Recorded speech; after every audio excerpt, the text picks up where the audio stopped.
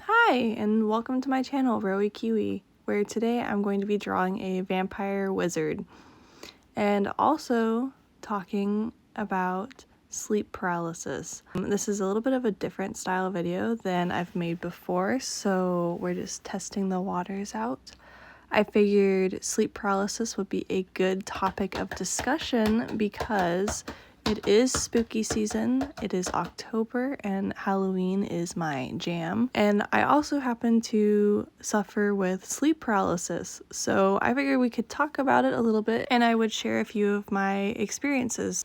Sleep paralysis is defined on Wikipedia as a state during waking up or falling asleep in which one is conscious but in a complete state of full body paralysis. It is often described as your mind waking up before your body fully awakes, and that's why you're paralyzed. So, along with being paralyzed during sleep paralysis, it is not uncommon for people to experience hallucinations either visually or auditorily.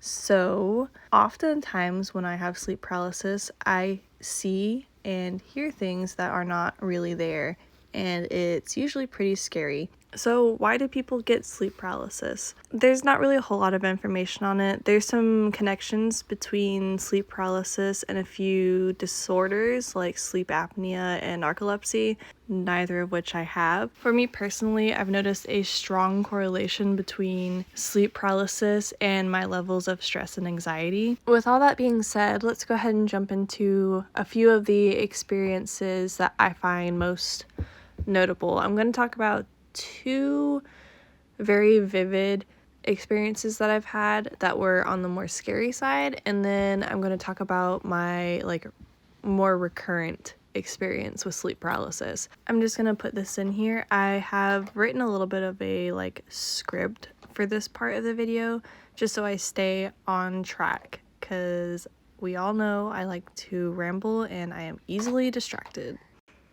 The first time I remember having sleep paralysis, I was maybe 13, and my anxiety was just starting to become more of a problem.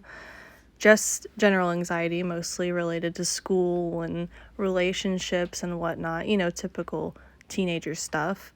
I was really bad about being too in my own head and not talking about it. This is still something I'm pretty bad at. Well, one night I went to bed like normal. I shared a room with my sister. I had shared a room with my sister for years, and one of the things that we did was we would leave our closet door cracked open at night with the light turned on as a little bit of a night light. I remember waking up in a panic from a bad dream, which wasn't uncommon. I had a lot of nightmares growing up, and to relax, I wanted to scroll on my phone. I had this super old Android phone. Remember when they were literally bricks? Yes, that was what I had. This was over 10 years ago, so just imagine. So I wanted to grab my phone, and I could not. I felt as if my arms and legs were suctioned to the bed. They weighed 1,000 pounds. I remember freaking out. I had never had anything like this happen before. The only control of my body I had was my eyes. I remember looking around my room trying to figure out how to break free when I saw something out of the corner of my eye. It creeped out of my closet, crawling across the ceiling. If I could have froze more than I already was, I would have. What appeared to be a giant, and I mean absolutely massive, at least 6 foot long spider crawling from my cracked closet door. There was nothing I could do. I wanted to scream or hide under the covers, but I was stuck frozen to the bed. The giant spider crawled across my ceiling until it reached the point above my bed, and that's when I realized it was not just a spider. It had a human head that swiveled around 180 degrees to look at me. A woman's head and face with long black hair and hollow eyes stared down at me. I did the only thing I could do, and I closed my eyes tight as I could, until it hurt. My heart was thudding a million beats a minute. It was all I could hear. I wanted to cry. Maybe I did cry. I don't remember. All I know is that I did not open my eyes again for a very long time. I figured if I kept my eyes shut, maybe the spider would just go away. I didn't open my eyes again though until I felt the feeling return to my hands and then my arms and then the rest of my body. When I finally had enough bravery to jump out of my bed, the spider monster was gone. I was left the rest of the night too afraid to even sleep, terrified the spider would return. That was my first experience with sleep paralysis. I didn't have a name for it at the time, but I do now, and I recognize and realize what it was because I would have the experience again. More recently, but still a few years ago, I woke up one night to the sound of something falling in my room. Not too unusual, things are stacked, sometimes they fall.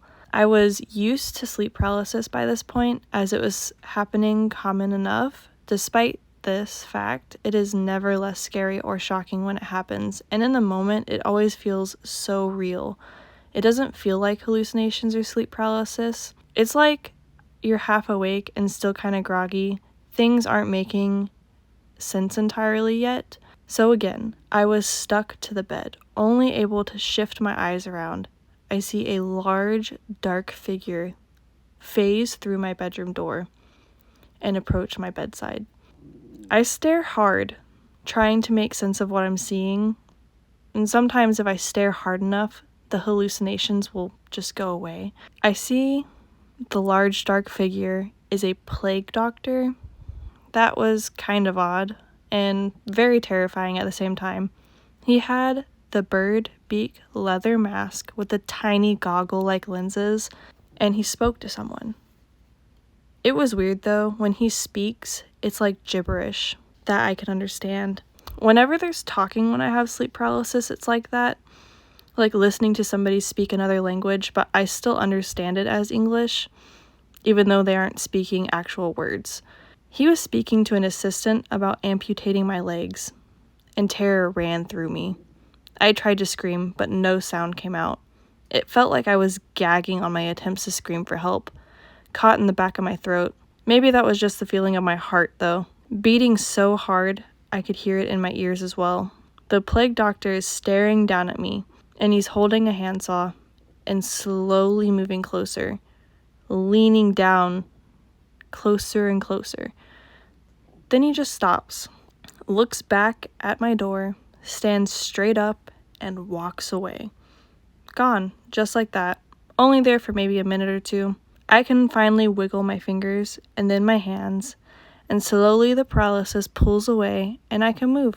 I knew then what had happened. It didn't make me feel much better though. It never does. And I decided not to go back to sleep for a while, which is kind of a running theme. Because that's the thing. If I experience sleep paralysis and come out of it, if I go back to sleep right away, it usually happens again right away. It's almost like it washes over me and pulls away like waves. Sleep paralysis can occur when you are falling asleep as well as waking up. So speaking of waves, that brings us to my last and most commonly occurring sleep paralysis experience. Unlike the other hallucinations that are typically one-offs, they happen and then they're gone. They don't happen to be the same hallucination every time. This is different though. It's not a visual hallucination, it's all just feeling. I will usually wake up and my room will be pitch black. I am engulfed in the darkness. Heavy, heavy darkness. I can't move. Wait, no, it's not that I can't move. I can't breathe. I can't breathe because this darkness is actually water pressing down on me, and I am drowning. I don't know how I am drowning. No longer in my room, but in a body of water. All I can feel is pure panic. I can't even try to save myself because my arms and legs won't move, so I can't try to swim free. All I can do is sink further and further into the inky darkness of this water surrounding me. Now, obviously, I can in fact breathe. This is just sleep paralysis, but I am actually holding my breath when this happens. It feels very, very real in the moment. I typically realize what's actually happening after a few moments, but knowing it's sleep paralysis does not break it. So once I realize that's what's happened, I have to calm myself down. Have you ever tried to calm down while drowning? It's not particularly easy. And then, once I've calmed down enough to think straight, I can slowly and with all my focus try to wiggle my fingers or my toes. And if I can wiggle my fingers or toes, then I can move. And if I can move, then I'm no longer in sleep paralysis. The hallucinations will stop. So those are the more interesting sleep paralysis experiences I've had that I wanted to share with everybody today. Thankfully, I don't experience sleep paralysis too much anymore. It does happen occasionally, but for a while there, especially that drowning scenario, I was having that like what felt like every night or every other night, and sometimes multiple times a night. My partner used to, he could tell when I was having sleep paralysis sometimes, even if my eyes weren't open yet, because I would be making these like weird back of your throat noises. So he would be able to wake me up, or even just touching me was enough for me to realize what was happening and to like wake up all the way. It's like that little bit of outside stimulation was enough to break the sleep paralysis. So I am very grateful for that. I'm also not the only one in my family who's dealt with like recurrent sleep paralysis, so I don't know if that has anything to do with it. I do know that it was much worse when I was in high school, and it was also really bad when I was working my previous job because I was so stressed out about it. And the more stressed out I was, the worse and more often I was having this sleep paralysis. So now that I'm not there or in high school, I don't have it as often. Every now and then I will, but it's definitely nowhere near as frequent. And like, I don't think I've had sleep paralysis that I can remember for at least, I would say, since my son was born, and he's a year old. So that is definitely a good thing. I know this video is different from my previous videos, and I know that it's a little stiff in the way I am telling the stories, which, like I said, these are like my real actual experiences with sleep paralysis. I just scripted them out because I didn't want to leave anything out, and I just read them how I wrote them. So it definitely sounds like I am reading a book. I think the more I do scripted videos, the better I'll get at reciting them. You know, it's like when you give an essay in school, like you have to read your essay or your project in school and you get super stiff and weird all of a sudden and you have like a tone of voice. Yeah, that's like what this video was. I don't think it's that bad though. I think it definitely gets the point across.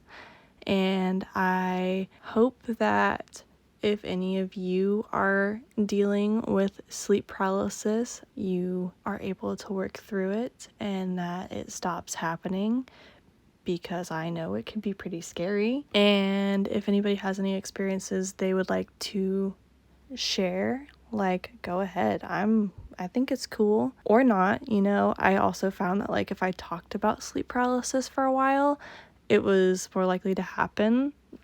Weird, you know, the inner workings of the psyche and all that. Anyway, I'm gonna just end the video here because I will keep rambling if I do not. I hope everyone enjoyed this video and liked my storytelling of my experiences, and I hope to catch you guys in the next video, which will hopefully be up sooner than later. All right, bye.